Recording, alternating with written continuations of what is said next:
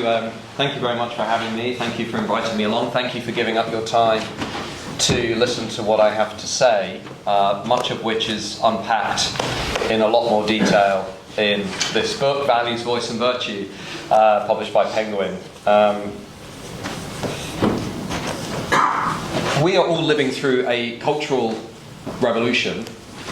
By that I mean that our country is in a profound and long-term transformation that is upending the values that dominate our national life and the institutions which shape how we think about our national life. And if you think about the last 10 years in British politics, it's been a trilogy of rebellions against the people that dominate the country. We've had the rise of Nigel Farage and the UK Independence Party, we've had the vote for Brexit, we've had the Boris Johnson-led realignment of British politics, symbolised by the fall of the Red Wall, symbolised by many working class voters, non-graduates and pensioners voting for the Conservatives. My argument in this book is that this is just the beginning, not the end, of a profound period of ongoing political change. Irrespective of what happens at the general election next year, I'm arguing that actually the people that now run Britain are fundamentally out of touch with the people who have to live with the consequences of their decisions. And at the heart of this political project is what I call the rise of a new elite in British society, a new ruling class. They're not the only elite, but they are an increasingly powerful elite. Who are they? They're comprised of university graduates from elite Oxbridge and Russell Group universities. Their parents also often belong to the graduate class. They come from positions of relative economic security and affluence. They tend to live in the big cities or the university towns. They tend to belong to what my colleagues at Oxford, Jeff Evans and James Tilley, have called the new professional middle class. They tend to work in outward-facing jobs, creative industries, knowledge industries. They tend to interact with others. But more than anything, the most important thing is over the last 10 years they've been drifting radically to the cultural left. They've been drifting leftwards on issues like immigration, identity, multiculturalism, gender ideology, critical race theory, how we think about our history, our identity, and our values. And the new elite are an elite because they dominate the institutions that determine the direction of our society. That group disproportionately dominates the BBC, the universities, the creative industries, the galleries, the museums, disproportionately dominates the House of Commons, big business, and is increasingly determining and influencing how we talk about who we are, the values that define Britain. And if you look at that group over the last 20, 30 years, what you'll realise is that they've consolidated their position in a number of ways. They've dominated higher education. They've used it to benefit their own group. As Vicky Bolivar at the University of Manchester has shown, if you look at the expansion of universities over the last 30 years, though things are beginning to change today, it was mainly the children of the new elite who benefited disproportionately by this ongoing investment in higher education, by a society that now says the only metric of success is whether or not you have a university degree. And if you do not have a university degree, you are not valuable, you are not worthy, you are not successful. The new elite have overwhelmingly dominated from that rush to a university-based meritocratic society. They've also, secondly, dominated the big cities and the university towns. They've moved into the epicenters of economic growth. They've dominated the main drivers of prosperity. They've benefited from the increase in house prices over the last 20 years, and probably they're in London now, maybe they're doing internships, maybe they're on graduate schemes. They're probably living with mum and dad, or at least they're being bankrolled by mum and dad in the big cities and the university towns. And they've also consolidated their power by being something else, politically intolerant. The new elite, as Mike Savage has shown at the University of Manchester, are the most likely to be the most socially exclusive group in British society. They're the most likely to unfriend people who don't share their political views on Facebook. They're the most likely to block people who don't share their political views on Twitter. They're the most likely to say they would feel uncomfortable if their son or daughter married somebody who held different political views to their own. We saw this in the aftermath of Brexit, where the vast majority of people who dominate the institutions in this country spoke about 52% of this country in a way that they would not speak about any other group in society. But that form of class prejudice was entirely acceptable in the world of the new elite, where people were derided as gammons and racists and xenophobes. Even today, the BBC carrying a story that the people who voted for Brexit were basically thick. All the evidence, by the way, points to the contrary. Remainers and Leavers knew exactly the same about the European Union as each other. There was no difference in their knowledge of the EU. And so over the last 30, 40 years, the new ruling class have consolidated their position, dominating the institutions, dominating the epicenters of power, benefiting from this new university-based meritocracy. And what I argue in this book is that they've used that power to increasingly impose their values on everybody else. If you look at the latest British Social Attitude Survey, it shows quite clearly the share of Britain's population that is strongly and consistently socially liberal on issues like immigration, on issues like multiculturalism, diversity, the expansion of rights for sexual, racial, gender minorities, is 20%. 20%, 80% of people do not fall within the worldview of this new elite. And if you look at a whole array of issues, from migration to multiculturalism, to the European Union, to how we think about issues like trans rights, our history, the new elite are consistently at odds with everybody else. I've shown this in my own research, I write about it regularly.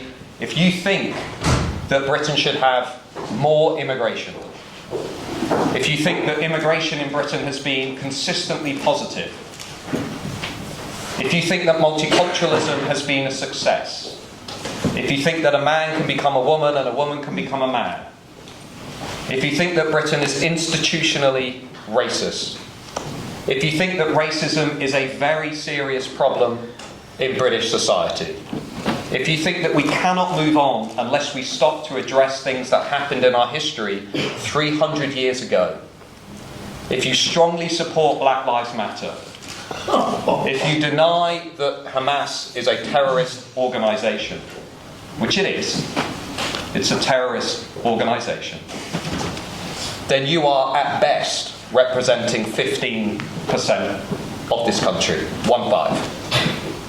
The issue is that group disproportionately dominates not just the institutions, but the epicenter of economic, social, and cultural power in this country, which it is using to impose its luxury beliefs on everybody else. What do I mean by luxury beliefs?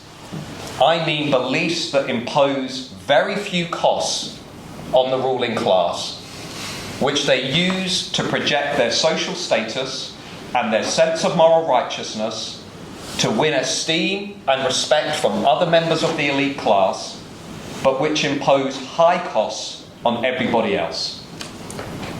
We now know, from research in economics, from research in sociology, that policy decisions like mass migration and hyper-globalization have been a failure for working class, non-graduate, older voters in Western democracies. We now know that mass migration has undermined social trust, has eroded wages and financial security for workers, has eroded democratic legitimacy, has undermined social cohesion, and has left many people with a sense that the things that used to hold us together, like a shared identity and a shared history and a shared culture, are now rapidly being undermined if they're not being lost altogether. The new elite doesn't care about that, because they derive status from other members of the elite class by projecting their views, by projecting their values to other people. If you are at this university, ask yourself a question and tell me the answer later on this evening.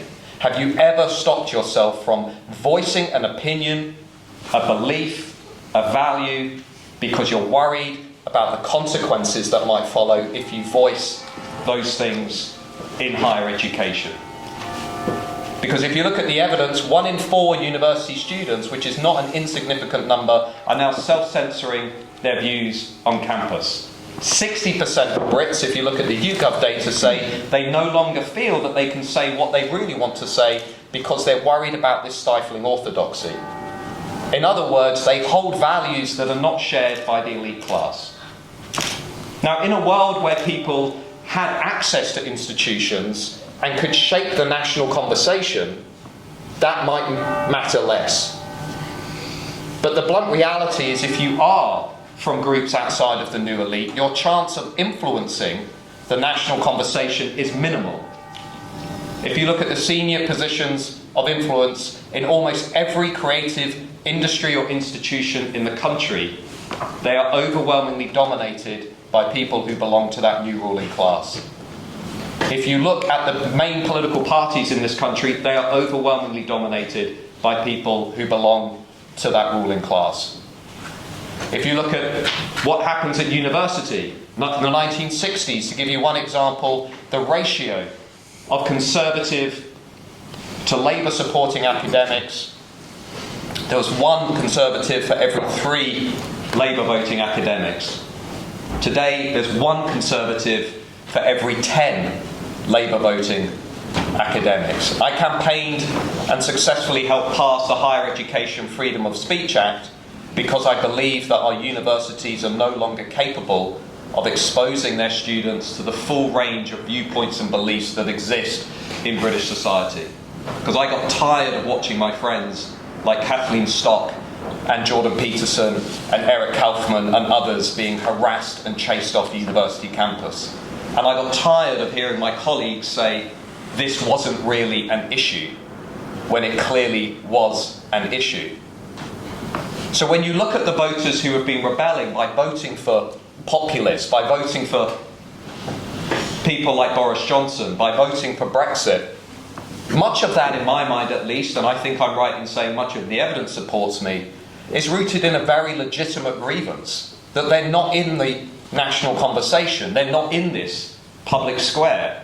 They've been silenced, they've been stigmatised, as the new elite have expanded social norms like racist or xenophobe or transphobe or hate to silence and stigmatise people who challenge this elite consensus. And they're challenging it for good reason. Some of you will remember the debates we had in the 2000s where people said globalisation would lift all boats. Go back tonight and read Tony Blair's speech in 2005 in which he basically says anybody who isn't on board with globalisation is a closed-minded idiot. We were told that migration would drive economic growth, would drive productivity. We were told all of these things would be good and they would lift all boats. We now know that was a lie. We now know those things exerted disproportionately negative costs on people who didn't belong to the new elite. So when voters turned around during Brexit and they said, you know what, I'd like a different political economy. A political economy that is not based on importing cheap migrant labour from abroad, to keep labour costs low, to keep profits high, to keep fueling a consumption-led economy, to satisfy big business, and to allow the new elite to have a sense of moral righteousness over everybody else. I want a different political economy. I would like a political economy that incentivises business to invest in domestic workers, that incentivises business to invest in regions and areas outside of London, that incentivises people to actually be productive, to get off the welfare state, to actually work, to actually bring meaning and dignity to their lives. That's what Brexit partly was about. Because everybody can see what we are participating in is a Ponzi scheme. Underlined by the figures this morning. Net migration at 672,000. Meaning 672,000 more people have come in than have left over the last year. And before anybody says we need those workers, one of the largest groups within that number are the relatives of international students. We are now accepting large-scale migration among groups who, to be frank, are not contributing to the economy, and we are exposing this country to a pace of social and demographic change that is unsustainable and is going to cause major problems if we don't stop. So many voters looking at the institutions, they don't just feel that their values are being ignored, they also feel that they can't really influence anything even if they wanted to.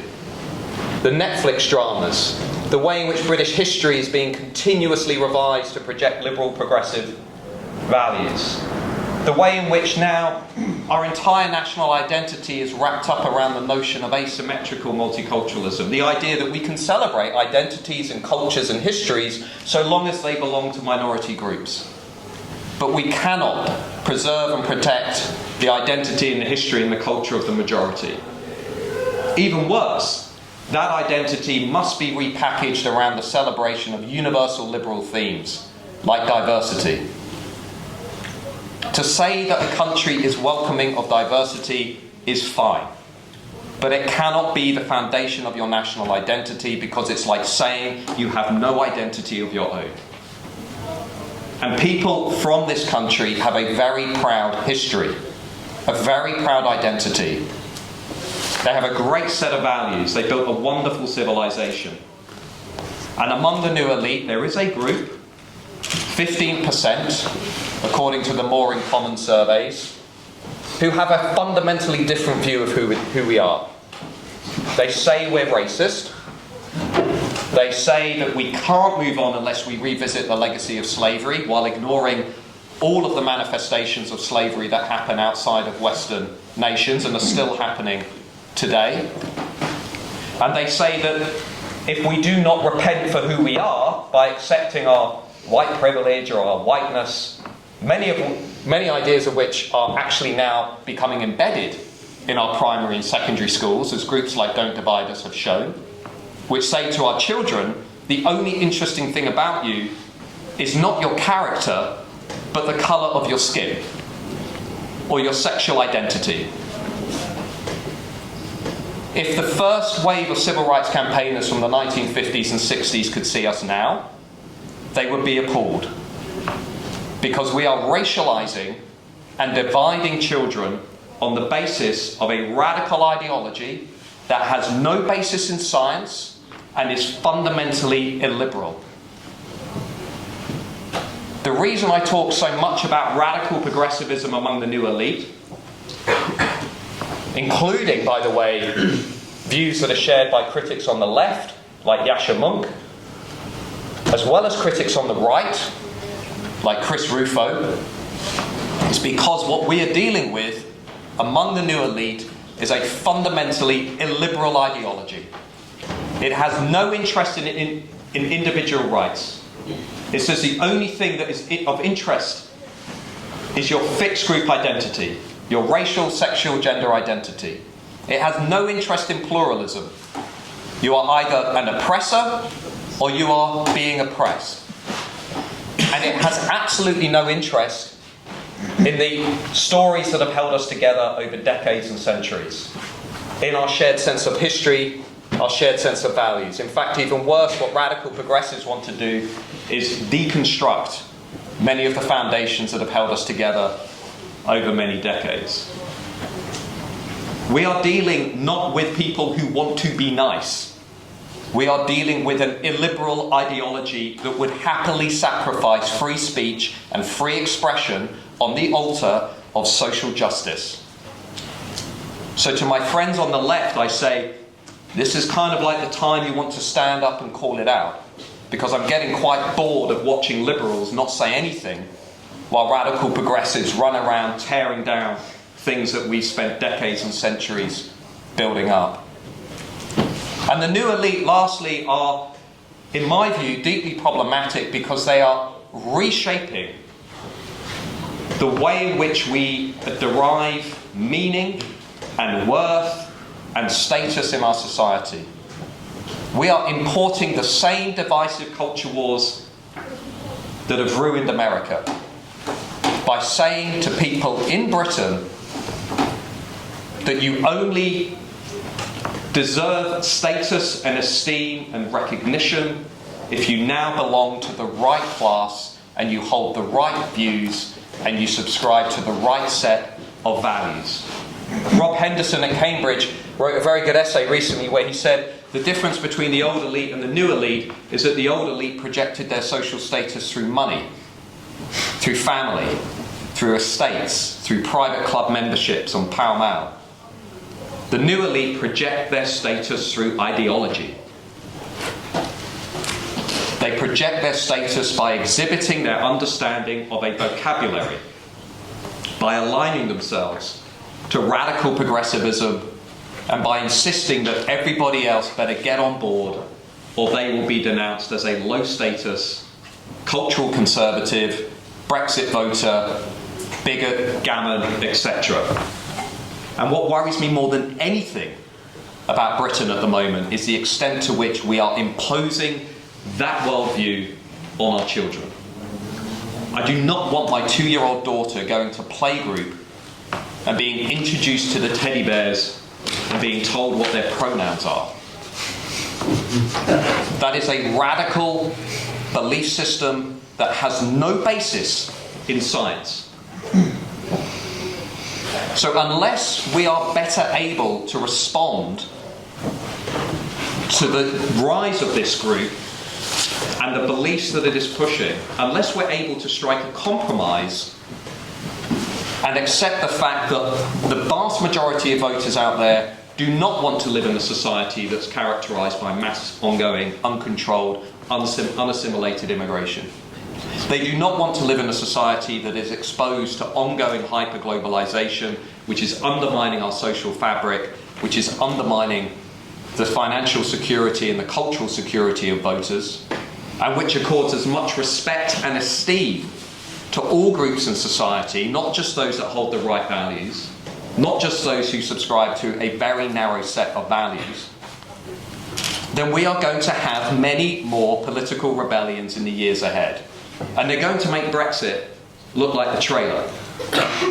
They're going to make the turmoil of the last 10 years look like an introduction.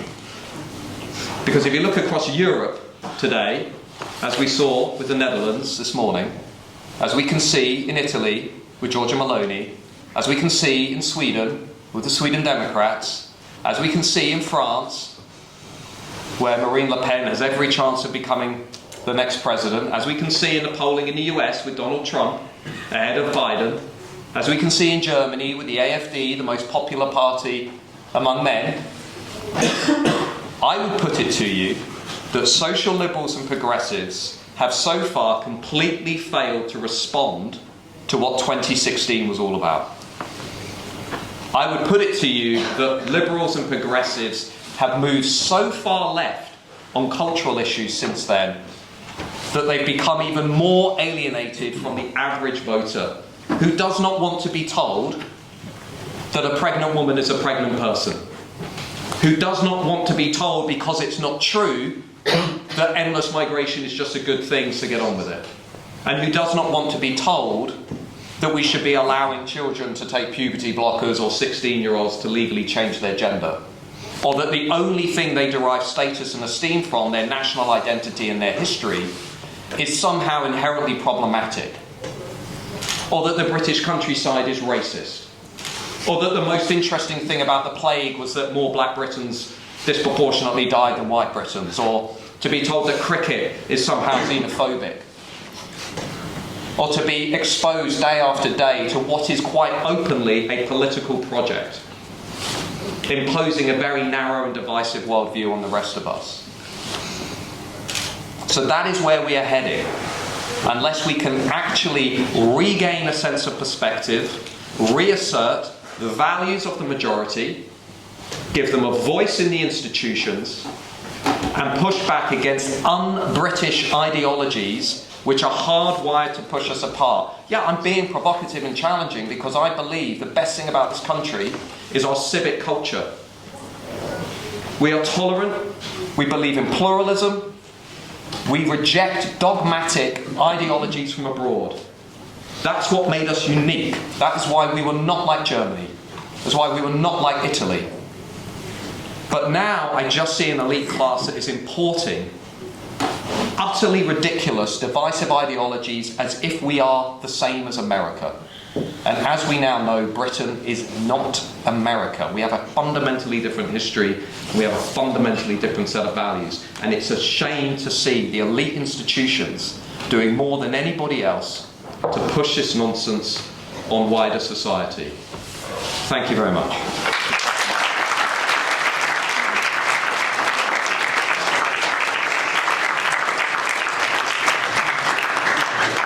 Thank you, Matthew, for that fine talk. We're now going to open up to questions from the floor. So, if anybody would like to ask a question to Professor Goodwin, please raise your hand, and when you start giving your answer, please make sure to give your name and college for the minutes. Okay, have you got any questions? Let's go ahead. Ben Johnson, Collingwood College. I've just come from a Durham SU Assembly meeting where they refused to vote to condemn Hamas. And I was actually told it was Islamophobic to condemn Hamas. I was just wondering what your reaction might be to the report. Well,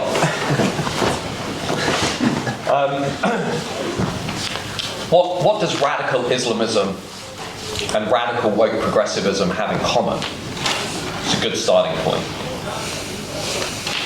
Both are illiberal, have no interest in individual rights. Both are revolutionary. They want to tear down the system. They want to overthrow the institutions. Both are organised around rituals, symbols, expressions, slogans. Both want to reject our history and our civilization, but both want to use things like blasphemy, Islamophobia, racism to try and discredit entirely legitimate opposition to what they're arguing. The use of Islamophobia is a great example. You are no longer able to criticise Islam seriously within this country, not just because of the expansion of social norms, but because we no longer have a prevailing culture and an institution that will stand by the people who do. There are still teachers in this country in hiding because they've done exactly that. Okay? So that doesn't surprise me at all. The reaction over the last few weeks, as I said on Politics Live, has made me more ashamed of our national conversation and our country than anything I can remember in my lifetime, perhaps with the exception of the misjudged war in Iraq. Hamas is obviously a terrorist organisation inspired by partly Islamic State, also by the Nazis. I would urge you to read Ed Hussein's piece in the Wall Street Journal where he sets out Hamas's theology in detail, and anybody who thinks this is somehow an acceptable organisation doesn't really understand the organisation they're dealing with. And lastly, what troubled me more than anything about the protests over the last few weeks is that the people who joined in those protests and marches on week 2 and week 3 and week 4 and week 5 knew exactly what they were marching alongside. They were marching alongside anti-Semites, Hamas supporters, terrorist sympathisers, in a way that they would never have considered doing if that had involved, for example, the British National Party or the English Defence League or whoever. And I thought it was an incredibly low moment, and I was ashamed to see the polling which showed 18 to 24s were the most likely to say Hamas is not a terrorist organisation. Because it very clearly is, and if you don't think it is, you do not know Hamas. Do we have any more questions? Let's go here. Van der Rock to Johnson College. So the reason 18 to 24-year-olds do that is because they get their information from algorithms. That's the root cause, as far as I can tell, as opposed to some more traditional forms of education. So is there any way to move people away from centralised social media? Is that something you have an opinion on? Well, I think that's already happening. I think if you look at the ecosystem that's emerging today, it's vibrant and it's different and it's distinct. And by that I mean we now have, for the first time really in recent history, a class of writers and influencers and thinkers who are completely independent from the institutions. Now that comes with downsides, right? Social media and the attention span being one of them. But if you look, for example, at the proliferation of YouTube shows, Substacks, alternative media, the way in which legacy media is struggling. Radio 4 today has lost 2 million listeners since Brexit, is clearly struggling. We have, I think, for the first time, a fragmenting media landscape. So I think my personal view is that brings challenges, but it also brings immense opportunities.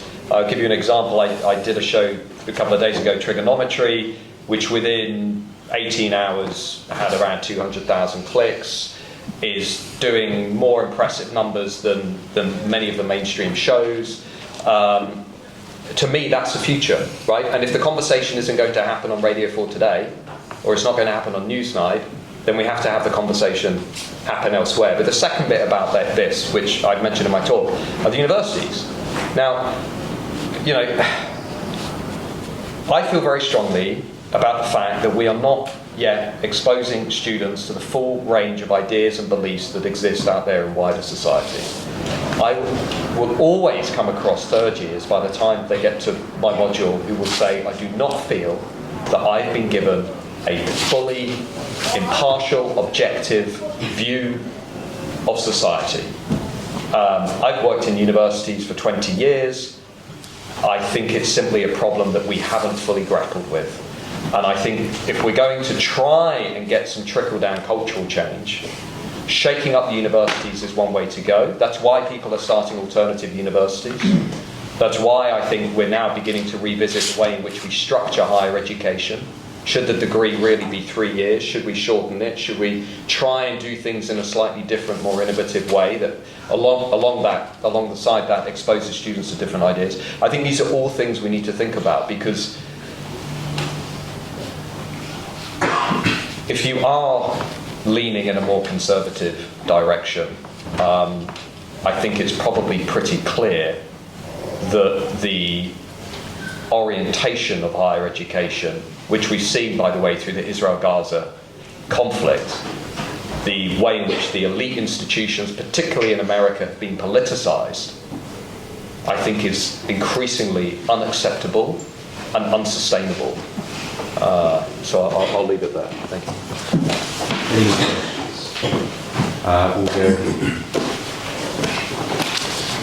Maria Snow, Trevelyan College. Would you agree with the statement that diversity is valuable to society in small quantities, to stimulate new ideas that drive society forward, but this idea has been taken much too far by the liberal left, to the extent that political culture has lost sight of the value of homogeneity, having things in common, and instead focusing excessively on the things that differentiate us? Thank you. Yes, absolutely. I would agree with that 100%. And what's happened is we've seen the institutionalization of diversity. One example would be, I could not apply now for a major research grant or a position in academia unless I wrote a diversity statement professing my allegiance to DEI, to diversity, equity and inclusion. You might say, what's the problem with that? I would say that's an ideological litmus test that's designed, whatever your politics, to weed out people who do not believe in an openly political project, which I would argue is aligned to a broader ideological worldview. But it's not just in the universities, it's the NHS, civil service, BBC, primary schools, secondary schools. I mentioned Don't Divide Us in my talk. They now have found that 1 in 4 local councils are instructing schools, encouraging schools to teach children about critical race theory. Best symbolised by the school in London, which was providing lessons on Sunday for black children that weren't available to white children. Also symbolised by a school in London which was separating children on the basis of race to hold affinity groups, where the white children were asked to reflect on their white privilege and white guilt and whiteness. If you think this is somehow constructive or useful, then please come and speak to me later and I can suggest an alternative reading. But the diversity system which we have, I think, has become deeply corrosive and has become a North Star in its own right for Western societies, and at the expense of general competence, at the expense of efficiency, at the expense of genuine viewpoint diversity, and to the benefit of our enemies. And I think that's the most worrying point. If you're China, Russia,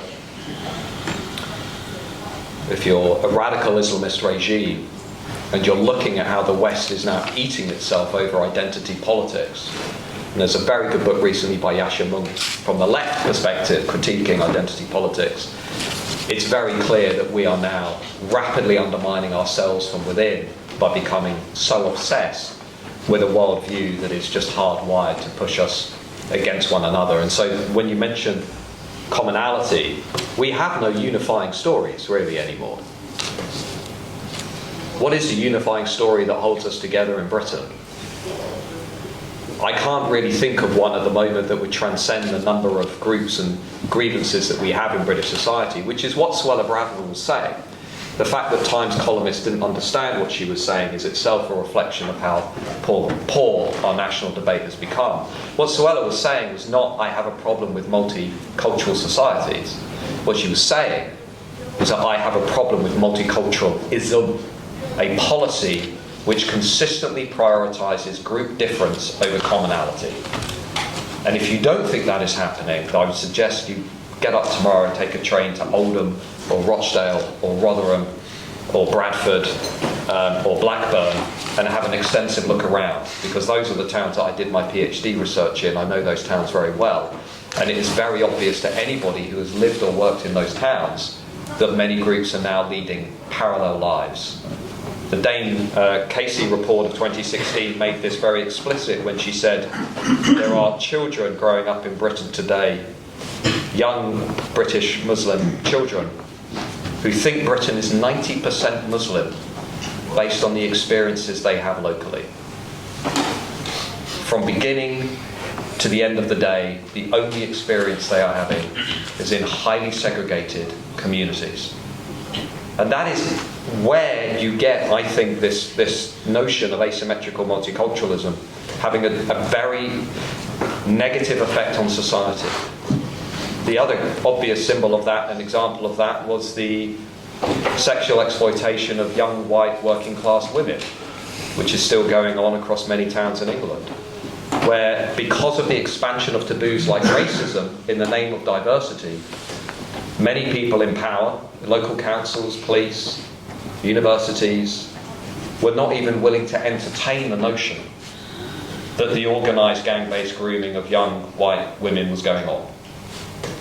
And as I said to my colleagues in Oxford 2 weeks ago, who again refused to believe that this was somehow linked to multiculturalism, if you look at every single report that has been published since 2011 on that particular issue, it is very clear that the desire to prioritise diversity led people to consistently downplay or ignore criminality and what was happening.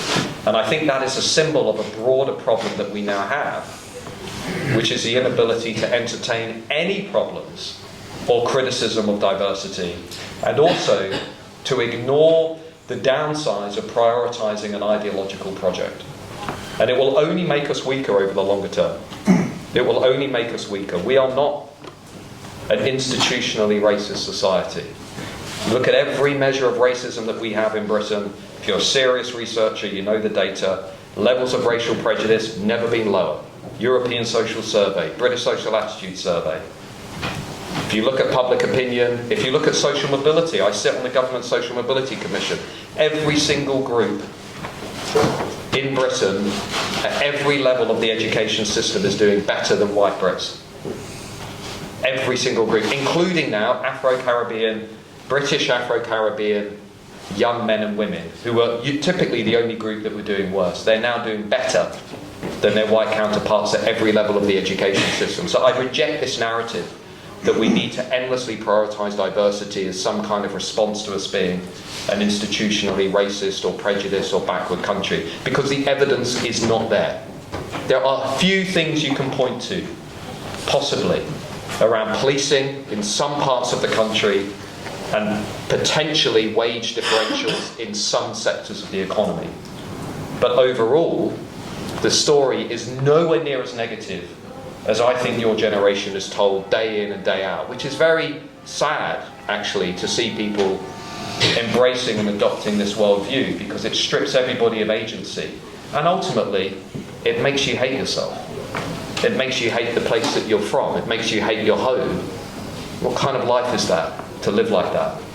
Especially when it's not true. Any questions?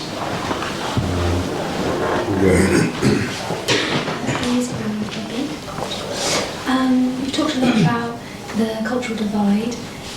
With this kind of worldview, what's your opinion on positive discrimination, and overall has it been a success or a failure? Positive discrimination.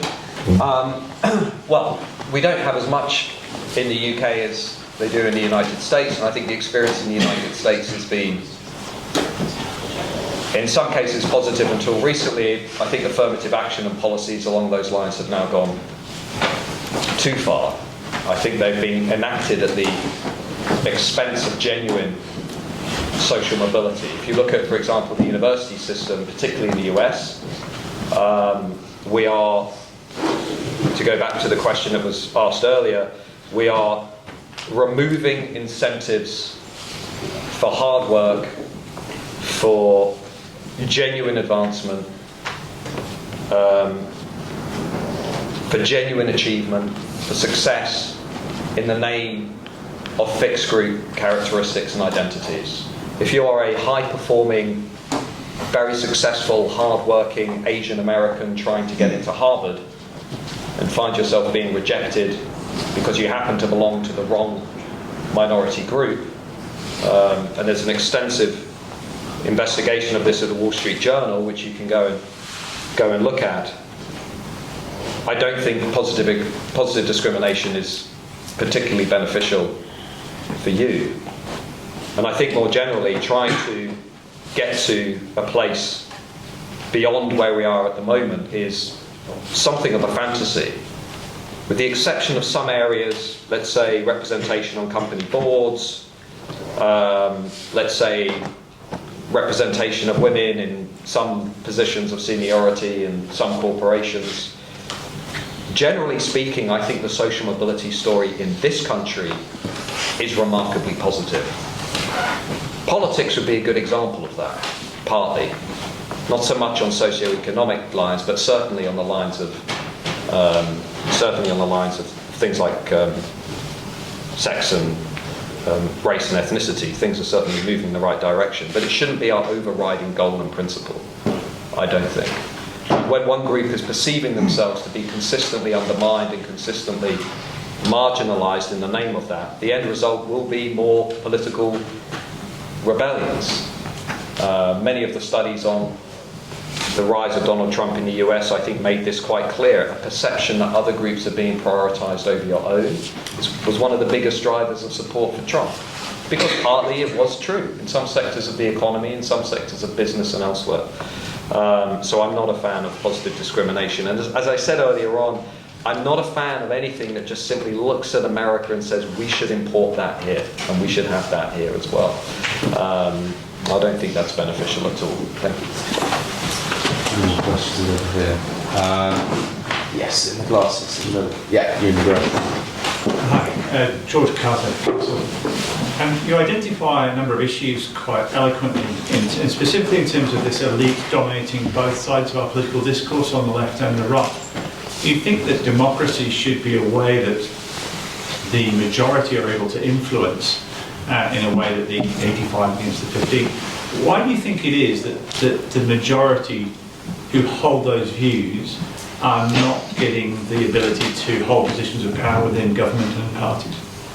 Yeah, I think it's a great question. I think firstly in Britain it's partly due to the majoritarian system that we have. It's very difficult, I think, for voters and citizens to influence the institutions of politics in a way that they might be able to do in another type of system. One of the things we're seeing across Europe, for example, is I think a much more visible expression of popular sovereignty. The election results in the Netherlands this morning being one example of that, the results in other European democracies too. But fundamentally, I think what we're living in is not so much liberal representative democracy, but what scholars in the Netherlands and elsewhere have called diploma democracies. I mean, we are essentially still in political systems that are dominated by people from a similar class with similar backgrounds, and also a donor class that tends to share the same views and aspirations. If you look at the work by the UK in a Changing Europe, Anand Menon and his colleagues, they've done surveys of MPs in Britain and have shown consistently that both Conservative and Labour MPs lean further to the cultural left than the average voter, and certainly Conservative MPs lean further to the economic right than the average voter, and also Labour MPs are a bit more centrist on economics than we would like to think. They're certainly not in a Corbynista type direction. So the upper echelons of politics are dominated by a particular class that, to be frank, has no real interest in opening up those avenues, and those avenues have also been shut down. We don't have vibrant trade unions anymore. We don't have a vibrant local and regional media anymore. You know, the chance of somebody, you know, one of my students from the University of Kent, who maybe was born and raised in Dover, maybe mum and dad were working class and they're the first person to go to university. What are the chances of that student making it into the Times, making it into the Guardian, making it into the Telegraph, or a senior member of the Conservatives or whatever? Of course there are exceptions and outliers that we can always point to, but it's very, very difficult, I think, for those individuals to progress. So my view of Britain, at least, is this situation is unsustainable. I think inevitably we are going to see a serious push in this country, whether you're on the left or the right, for electoral reform.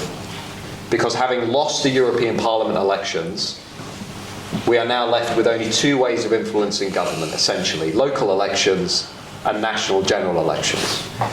So given that the pathways to power have narrowed or closed down, I think that inevitably the push for better representation from below, whether it's through social movements, petitions, grassroots pressure, whatever, I think that is now only going to grow and grow. Because it's quite clear that both of our main parties that were built, you know, in the aftermath of the Industrial Revolution, are not in touch with a large swathe of the country. 60% of voters say they don't represent people like me. The vast majority say they'd quite like to vote for somebody else other than Labour or the Conservatives. So I think it's inevitable that we'll start to see people pushing for some kind of change. And the aftermath of the next general election will be one such moment. Because if I'm right, what the Conservatives are about to do once they lose the next election, and they will lose the next election heavily, is they will almost certainly pivot back to the centre, and they will say, well, we're in this mess because of Brexit and Boris and Suella Braverman, and actually what we really need is a kind of, you know, nice, moderate, like Penny Mordaunt, or, you know, some sort of, you know, liberal centrist that doesn't really have anything of substance to say. And that's going to leave an enormous hole in British politics. Not just on the right, but for none of the above. Even people on the left who are looking at Keir Starmer and saying, well, what we now have in Britain is basically a new consensus, which is big state, high tax, mass migration, London-centric, middle class, comfortable, if not yearning to go back into the European Union, socially liberal, pretty much, if not radically progressive. That, to me, is taking us back to where we were in the 2000s, when a lot of these problems started to brew up. So I think we're going to see a really big push over the next 10, 15 years for a different kind of politics, because this status quo, the mess that we've made in the aftermath of Brexit and COVID and under the Tories, I think this is unsustainable. And I think whether you're on the left or the right, I think everybody can sense something is fundamentally wrong out there in the country. Any more questions?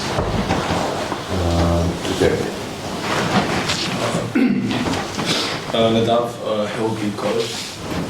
If I understood your speech correctly, and I seem to get the sense that you are trying to encourage more togetherness and unity in Britain based on looking beyond factors like race or gender or stuff like that, and just focusing more on togetherness and civic values, and I think you said character, I think you said. But one thing in your speech struck me slightly, which was, I think you said that what we derive our esteem from is our shared history and our national identity. To people, I have a dual national identity, and I'm sure I have a different different history to a lot of British people. To people that don't share the national identity of a lot of British people and don't share the shared history of a lot of British people, how can they be a part of that togetherness? Yeah, I think it's a great question. I think when we have nearly 1 in 5 people in this country who are born elsewhere, the biggest challenge all diverse societies face now is to integrate people into a larger, wider story about who we are. To give them a sense that they belong within this wider national community.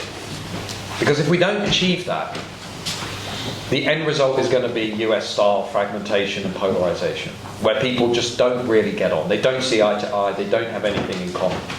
So that means we have to start with the school system, with primary, secondary schools. We need to give people a sense of what British history really is. Not just the things that we got wrong, because there are things we got wrong, but also the things we got right. The reason this is actually a great country. The reason that we built a wonderful civilization. You know, so many young people don't even know about that. We're not encouraged to talk about our past and our history in a way that I think is productive and helpful. The dominant narratives that we have, I think, are ones that are suggesting there is something inherently problematic with who we are. And I don't think that is the case. So partly it's about history. I think it's also just about integration. We have had 20 years of historic, rapid, large-scale migration. Pretty much from the moment Tony Blair entered number 10 to the figures that came out this morning. We have never had, at the same time, a sustained, serious, government-led effort to encourage integration. Now, by that I mean ensuring that children don't go to schools where 95% of the kids around them belong to the same group. By that I mean ensuring that neighbourhoods do not become highly segregated and dominated by just one particular group. I mean also basic things like ensuring that if you become a British national, you speak English and you can participate in the national life.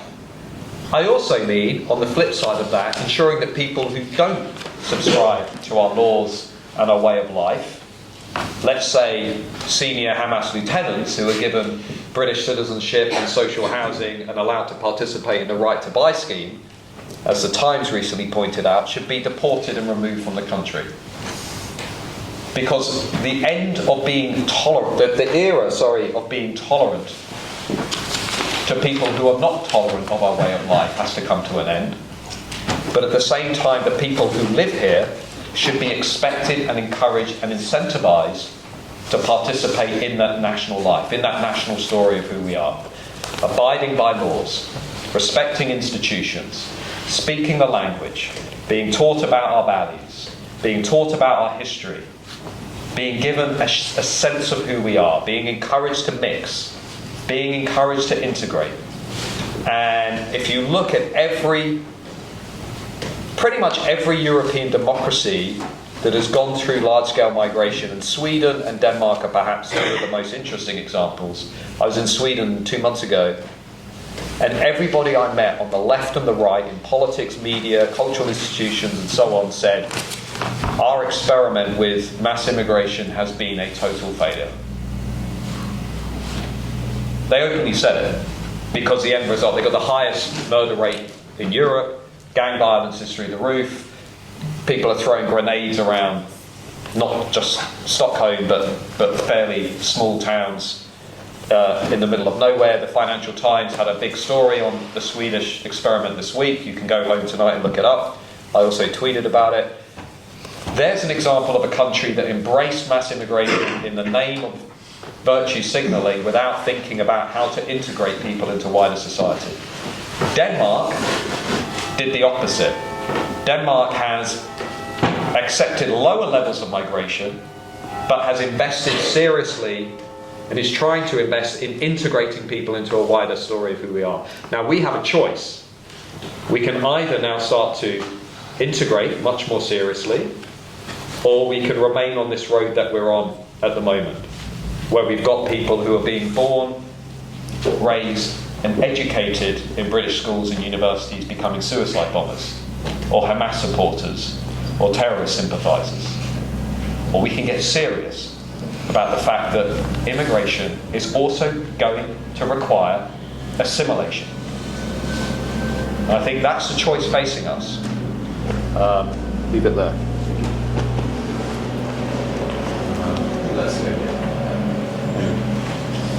Henry Woods, Hatfield College, no photos. Yes, well, I think what you're describing, which is quite interesting, is this idea of existential politics, really. It's no longer little disagreements. The way people see the world are fundamentally different. But, I mean, my question to you really is, to what extent do you think that, you know, the new elites, as you call them, are, in fact, the children of liberalism and the liberal project? There's a lot of similarity. I mean, the values that you profess of tolerance, freedom, I mean, this is what these people are pursuing as well, but to a more radical degree. And I think that all civilizations rise and fall, but we've really found ourselves at the end. And I think that what we're seeing now is the end of liberalism and something else. I don't know if we're seeing the end of liberalism, but we're certainly seeing a protracted crisis of liberalism. And I think you're right to point to the failures of the liberal consensus, because that's what all of this is basically about. You know, if you think about the liberal consensus that was organised around a sort of rampant individualism, globalisation, the erosion of national borders, or at least more fluid approaches to the nation state, large-scale migration, sort of dismissal of national attachments, repackaging those as a celebration of universal liberal themes. I mean, that has clearly alienated, I would argue, a majority of people in Western liberal nations. And I think finally people are also realising that liberalism's roadmap to a never-ending, quite atomistic, quite lonely society is not a ride that they really want to be on for much longer. It's not really produced the outcomes. As I said at a conference earlier this spring, the National Conservatism Conference, where there were lots of liberal journalists there ready to be critical of what was being said, the need to preserve and promote the nation state, the need to lower migration, the need to protect and promote the family. And I did ask them at the conference, where are all the good things that you promised? Where's the high growth rates? Where's the productivity? Where are the strong families? Where is the celebration of the changes that liberalism and the liberal consensus has brought to our society? I don't see much of that. I see a lot of people who are very lonely.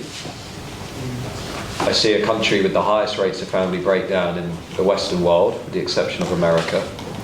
I see spiralling deaths of despair through alcoholism and drug addiction, particularly for men between the ages of 40 and 59. The collapse of our industrial communities. Loss of meaning. No real unifying story anymore about who we are. increasing mental health problems among young people, which I don't think, contrary to John Haidt, is simply about having a smartphone. I just don't think people have much of a sense of purpose and direction in society anymore, and certainly not a sense of communal identity, collective identity. So I think that has led a lot of people, post-liberals and others, to ask some really tough questions about liberalism and about its future. And I've yet to hear a convincing response to those questions. Is liberalism going to be strong enough to fend off the threats that we face? That's the question to think about. Is liberalism going to be strong enough? Is it going to motivate enough people? Is it going to inspire enough people to fend off radical Islamism, radical illiberal progressivism, Russia, China, autocratic regimes? Is liberalism going to be strong enough to do that? And I think that's going to be one of the key questions for the next 10, 20 years. Because many of my conservative colleagues would say it simply doesn't have the capacity to unify and mobilise in a way that we will need in the next few years. Thank you.